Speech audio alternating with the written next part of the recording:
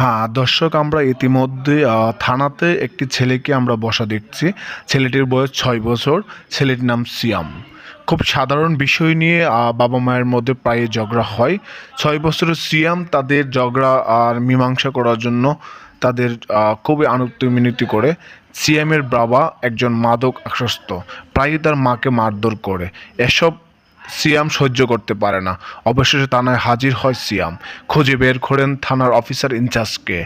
Police তাকে চেয়ারে বসিয়ে সব অভিযোগ শুনে। তারপর সিয়ামকে নিয়ে তার বাড়িতে যায়। ডেকে আনা হয় বাবা মাকে। তাৎক্ষণিকভাবেই আর কখনো ঝগড়া না করার অঙ্গীকার করেন। এতে খুশি হয়ে সিয়াম পুলিশকে বেশ একটা হাসি দিয়ে বিদায় দেয়।